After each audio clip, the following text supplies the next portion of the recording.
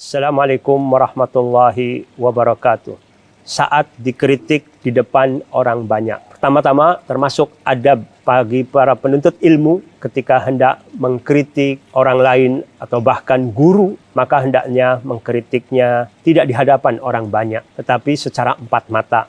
Imam Asy-Syafi'i rahimahullah berkata, ta'ammadni binushika fim firadi wa jannibni nasihata fil jama'ah fa innan nusha bainan nasi naw'un minat tawbihi la ardastima'ah fa in khalaftani wa asaita qawli fala tajza' idza lam tu'tata'ah. Sengajalah engkau menasihatiku ketika aku sendirian. Jauhilah menasihati di hadapan orang banyak. Sesungguhnya aku tidak suka menerimanya, tidak suka mendengarnya. Apabila engkau tidak mengikuti ucapanku, tidak mengikuti juga nasihatku, jangan engkau marah, jangan engkau kaget kalau nasihatmu itu tidak ditaati. Artinya tujuan kita ingin meluruskan, malah orang tersebut karena tersinggung, sakit hati, malah dia menolak dan tidak menerima nasihat kita. Tetapi merupakan sifat tawadhu, rendah hati, apabila seseorang dikritisi di hadapan orang banyak, dia tidak marah, dia tidak tersinggung, bahkan dia menerima isi kritikannya yang benar, dan dia bermuamalah dengan orang yang mengkritisinya tadi dengan cara yang tidak baik, tetapi memaklumi. Apalagi kalau yang mengkritisinya juga masih anak muda, yang dia memaklumi, bahkan juga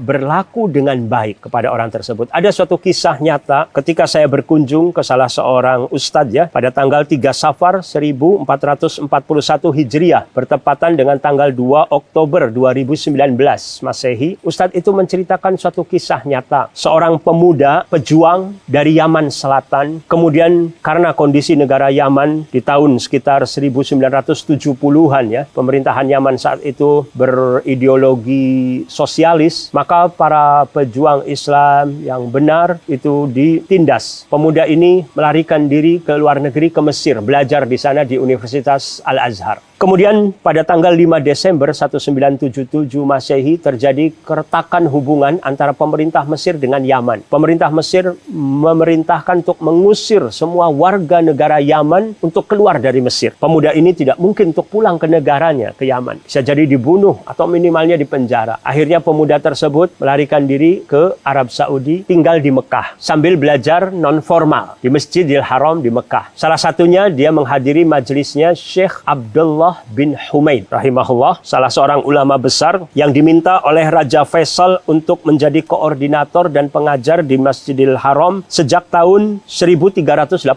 Hijriah atau 1965 Masehi. Kemudian di sela-sela pelajaran, anak muda ini mengkritik Syekh Abdullah bin Humaid ini, salah seorang ulama besar, dikritik di hadapan banyak orang. Walaupun mungkin saja masalah yang dikritiknya adalah masalah ijtihadiyah sebenarnya ya, tapi yang jelas dikritik di depan orang banyak. Syekh Abdullah bin Humaid tidak merah mukanya, tidak marah, tapi dia berterima kasih kepada anak muda tersebut atas kritikannya, gitu ya. Bahkan setelah selesai majelis dipanggilnya anak muda tersebut, ingin berkenalan lebih jauh karena belum kenal Syekh ini dengan pemuda tersebut. Akhirnya pemuda itu menceritakan pengalaman hidupnya, asalnya dari Yaman, belajar di Mesir, belum selesai kuliah tapi harus pergi meninggalkan Mesir, dan sekarang pun datang di Arab Saudi sebagai pendatang ya, bukan sebagai warga negara. Syekh tadi hatinya lembut dan dia punya pengaruh yang kuat di pemerintah, maka dia buatkan rekomendasi kepada kepala imigrasi. Akhirnya anak muda ini suruh datang bawa surat tersebut kepada kepala imigrasi. Diterima oleh kepala imigrasi surat dari Syekh Abdullah bin Humaid. Akhirnya pemuda tersebut diberi warga negara. Sangat senang sekali pemuda tersebut mendapatkan warga negara Arab Saudi, karena dia akhirnya bisa melanjutkan lagi pergi ke Mesir untuk melanjutkan kuliahnya dengan warga negara baru yang pemerintah Mesir menerima warga negara Arab Saudi untuk belajar di sana sampai selesai, dan akhirnya beliau pun kembali dan menetap tinggal di kota Nabi, di kota Madinah. Ini sekedar pelajaran ya bagi kita bagaimana sifat tawadhu, rendah hati yang dimiliki Syekh Abdullah bin Humaid ini penting untuk dimiliki oleh setiap muslim, terlebih-lebih lagi pejabat, ulama, para ustadz, tokoh masyarakat yang lapang dada, memaklumi kesalahan yang dilakukan oleh pemuda. Karena kita juga pernah muda, bagaimana kita tahu semangat muda dan dan lain sebagainya yang kadang perlu bimbingan, belum tahu mana yang benar dalam hal etika, dalam hal adab, sehingga kita tidak mudah untuk tersinggung, marah, apalagi mencela dan lain sebagainya. Tapi justru Syekh Abdullah bin Humaid ini sebagai contoh, ketika diperlakukan dengan kurang baik, dia memberikan balasan yang luar biasa baiknya, menolong, membantu. Semoga Allah SWT